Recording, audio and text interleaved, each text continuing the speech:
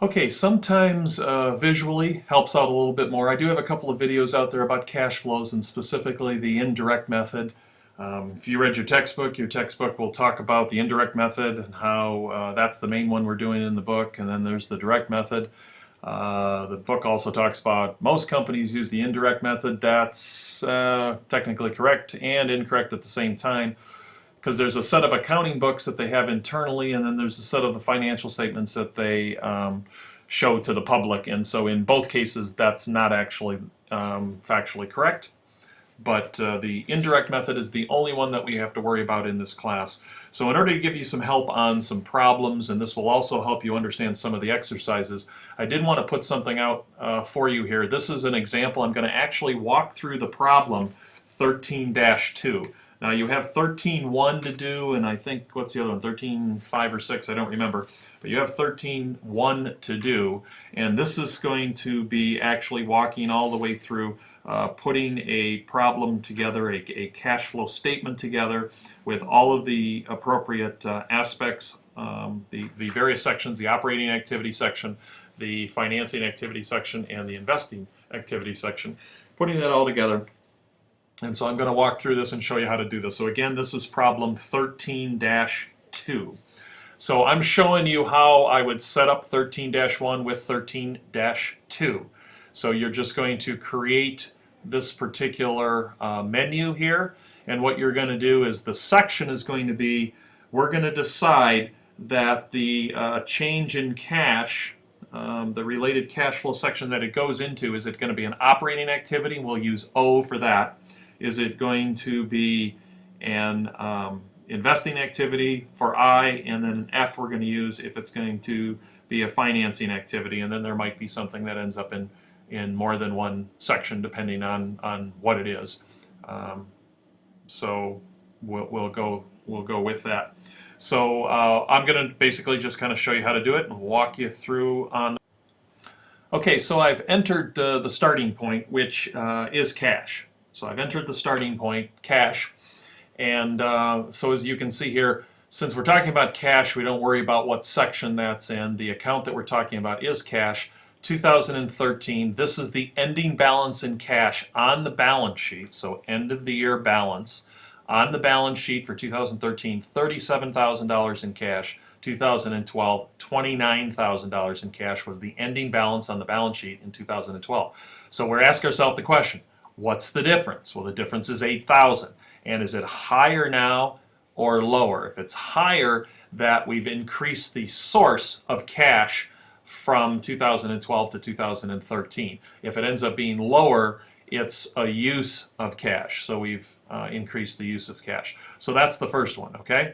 So the second one, we have, if you look at that particular problem, what we're going to do is we're just going to go through each part of each section and look at all of the different things and what impact they had for cash. So if the transaction itself actually caused you to save cash and not spend it. For example, bought supplies on account.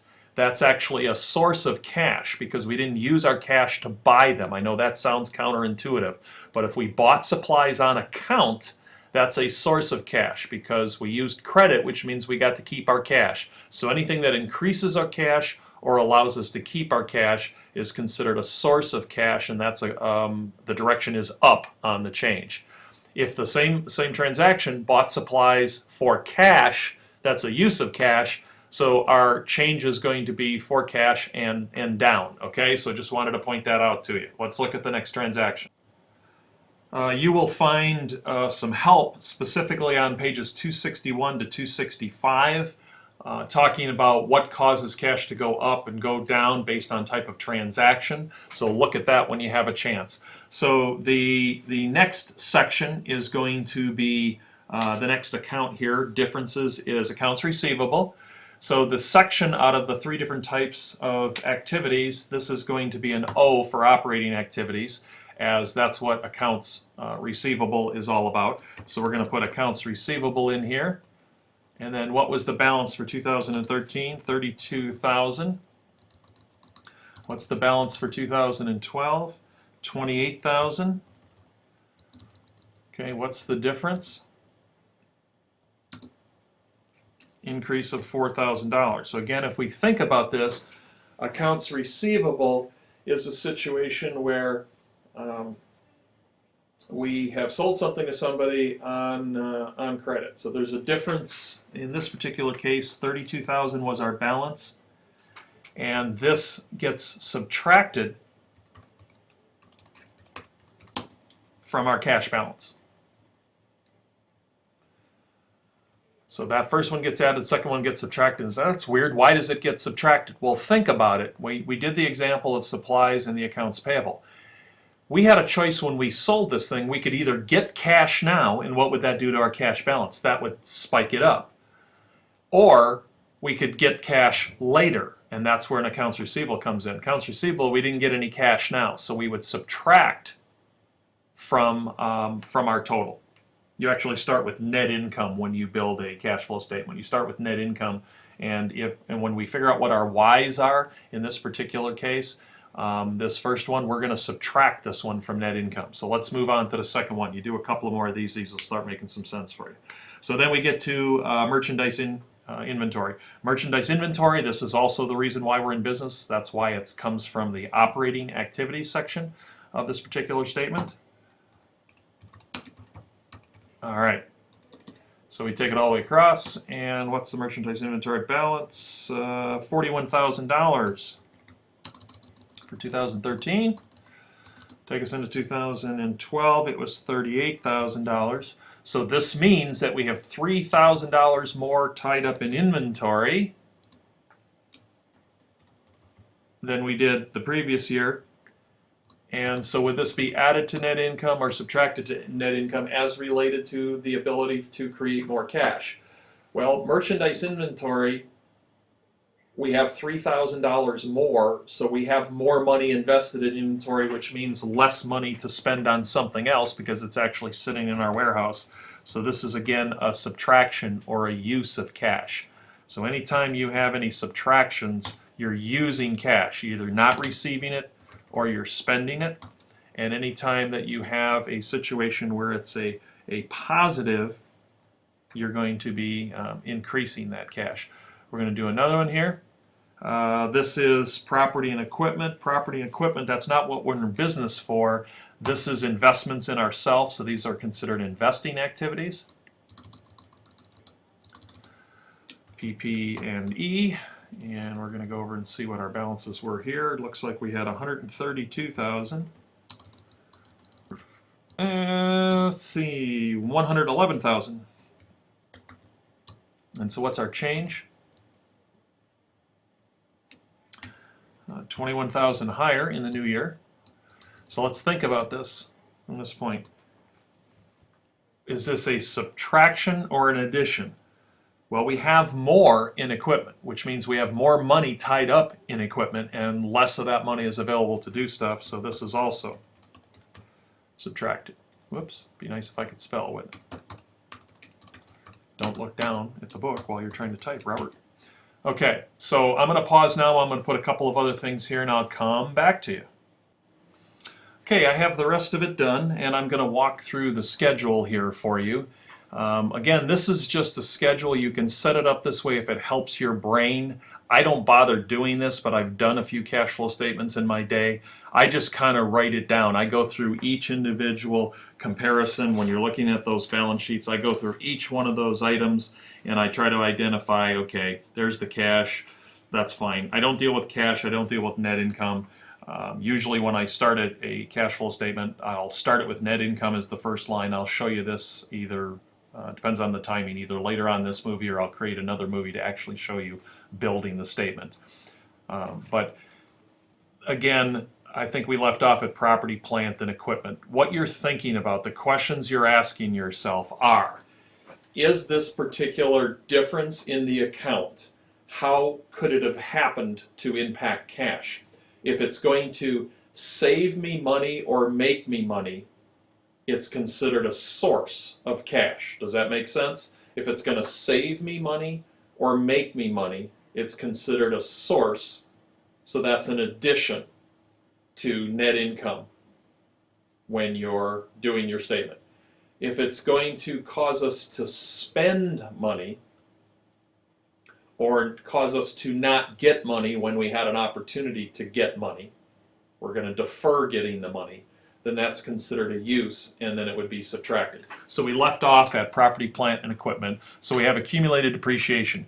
Depreciation is not a cash-related item, but the reason that it's considered a source and an addition is if you think about what depreciation is, it's an expense. So because it's an expense, it lowers net income, right? So all of our expenses, you take revenue minus expenses to get net income. So if you have more expense, it actually will lower your net income. So what does lower net income mean? Well, it means you pay less tax. So if you pay less tax, in effect, you are saving money. So that's why it's considered a source. We go down to accounts payable. Now we're into liabilities. And so things work opposite, right? So notice how here all the increased changes were subtracted. Increased changes, subtracted. Increased change, subtracted. Decreased change is added. Notice that's going to be exactly the opposite. That's why I separated these two. That's going to get exactly the opposite when you get to the other side of the balance sheet. So the liability and equity section. And if you remember back to my after eating dinner, let's read comics, that's because all of those things always work together.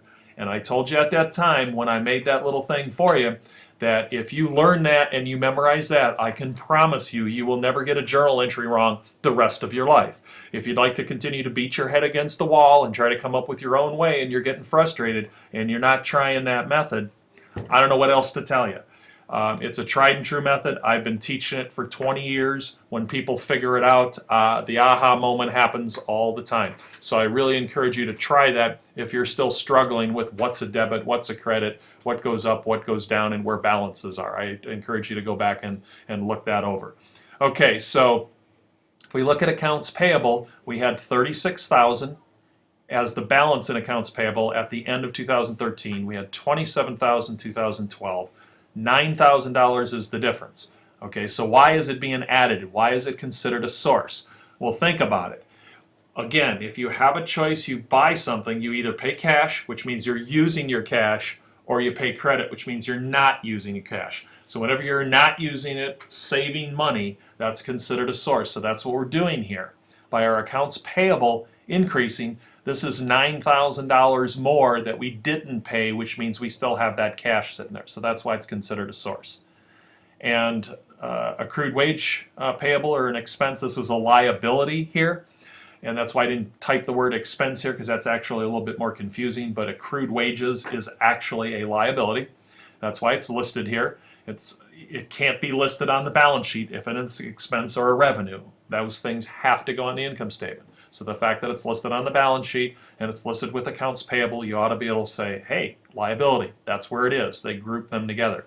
So you had $1,200 in 2013 of wages that you still owed. You had $1,400 in 2012. That means there's actually less that you still owe. So you had to use your cash to go from here to here. So there's the minus 200, and it's actually considered a use of cash. Long-term note payable. This is still a liability. Notice that it's in the financial, because things having to do with how you're financing your business go in the financial section instead of the operating section. Again, investing section. This is you buying stuff, investing in yourself, so property, plant, and equipment. But this is the financial section because this is a way that we are financing ourselves. So there's $38,000. It was $44,000, so it's $6,000 lower. So in order to get how much we were borrowing lower, we had to pay some of it off. So that was a use of our cash. Contributed capital. In order to go from here to here, we would have had to have sold, excuse me, an additional $16,000 in stock. So what we get for that stock is we get cash. So that's why it's considered a source and it's an addition. So where did I get, what's this difference here? The difference between this and retained earnings and this and retained earnings, there's only a couple of things that happen in retained earnings. You either have a net income or a net loss that causes it to be changed. You sell out something having to do with some capital issues where you got to dip into retained earnings, which is kind of rare. Or you have a dividend that's been paid out and that comes out of retained earnings. So there's your $12,200. If you look back to the problem, page 297 at the bottom, you'll see that $12,200 was your net income. So again, this is a table that you could set up if this helps you remember it. You could also just take a piece of paper and just write down what the uses and sources of cash are, and then I'm going to show you in the next video how we actually build the cash flow statement, again using problem 13-2.